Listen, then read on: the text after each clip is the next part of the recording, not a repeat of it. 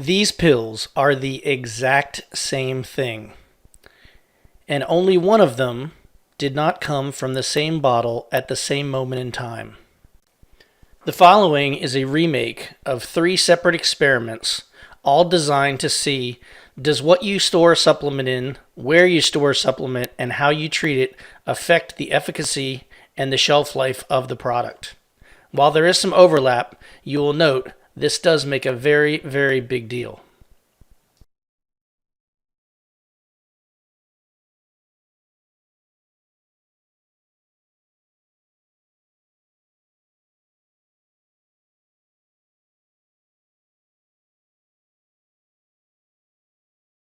Okay, so let's say you spend all this money on a high-end product. The one I'm using for demonstration, this is a company, Thorne Research, that makes a very high-quality product, doesn't use fillers. This particular product, Neurochondria, is full of a lot of very high-end stuff: phosphatidylserine, R-lipoic acid, active folic acid, active B12, and things that actually have very high antioxidant properties, but can go bad very quickly as well. So you've been taking this supplement for a while, it's expensive, and if you look here, this is not a new bottle I've got. I've probably had this bottle for about 6 weeks to 2 months, and then we just pour out a capsule, and you can see here they're just these kind of light yellow capsules. And then over here, and I covered over the name of this company because it's not to trash them per se, this is just a cheap little container for plastic. There's many of these kind of things out there. And we put our supplements in them for convenience, for when we travel, and just for day to day. So here I open them up and I've got some vitamins in here. These vitamins that you'll see right here, this is actually the exact same product as this.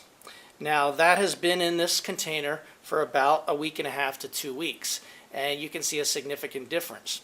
So there's 2 options here of what's been going on. Again, this is high in antioxidants. Whenever you add heat and light and air to something, it's going to oxidize, and that's ultimately one of the things that's going on here. However, this has not been in a lot of heat, it has not been in light, it's been sitting in a normal room. So the other thought of what's going on here is actually that the plastics, because we know that plastics can actually leach out into the chemical and into other products, the plastics are actually leaching out, causing this to actually go bad faster than it normally would. In fact, not to mention, so not only am I not getting the benefit anymore of this product that you spend a lot of money on, but also the fact that it's probably actually becoming toxic. So something that you're taking might actually be a detriment to you. The second experiment is probably the most telling and most significant of the 3, as it was done over a 2-month period of time with supplements in multiple places, multiple containers, and you can see the outcome from the beginning, what happened. So first we'll show the outcome, and then we'll discuss it a little more. To recap, what we're doing is we're looking at how much does a container affect what happens to a supplement. So our control in this experiment was the Neurochondria, which I'm taking out of my bottle number 1, which this is in the bottle, hasn't been touched as it is with all its little stuff that goes with it. Look at this, I got little hairs everywhere apparently. Number 2, this is in Miron glass. This is supposedly a substance that can hold things better than anything else, and we're going to put that there. Number 3 we had was the travel container, which you already knew was pretty toxic and shitty, and we'll see if it affects there. Just by looking at it, it already appears that it did denature. Number 4, this was the glass bottle, which I just kept on the counter. So that's on the counter is what that was. Number 5, I put this is winter time. But I put it in the windowsill, so it got a lot of sun, even though the temperature, and you can tell that's pretty interesting. It looks like a completely different substance at this point in time. And then another one sometimes we have is in the fridge, and this was in a old Neurochondria bottle that I just kept in the refrigerator. So here you can see the differences between them. We got 1, 2, 3, 4, 5, and 6.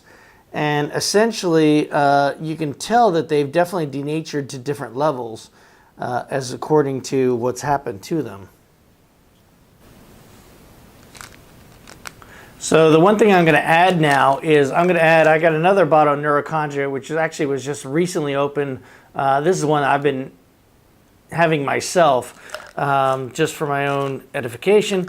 And we're going to open this and show you what that is. So we actually have added yet another control.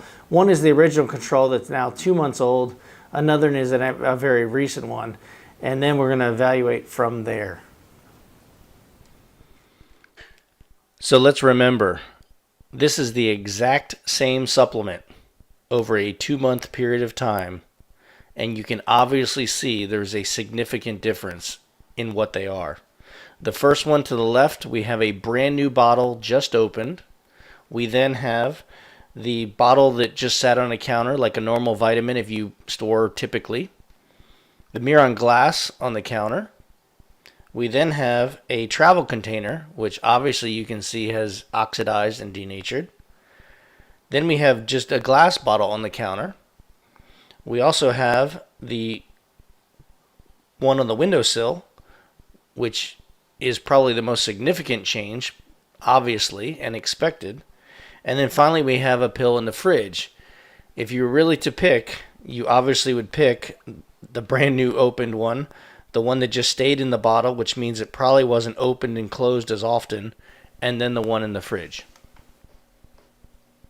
So the final part of this experiment was regarding, does Miron glass really make a difference? And so what we did was we put, at the same time, 3 supplements on the windowsill, which again, this faces west.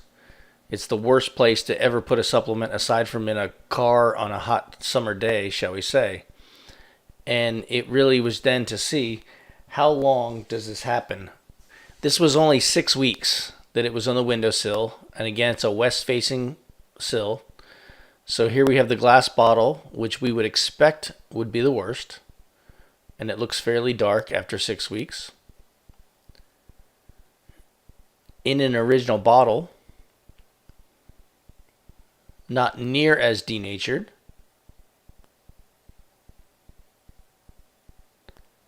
And then we had the Miron glass, which again, I'm a typical skeptic. Not sure if I always believe everything. In fact, I don't. But it was very surprising. The Miron glass obviously did keep it much better than regular glass would or the plastic bottle. So there is something to say for that. Obviously, we could do black glass or any glass that prohibits certain kinds of UV inside. So I would appreciate if you liked this video and it was informative that you like and subscribe. As well, feel free to leave comments below and try this yourself.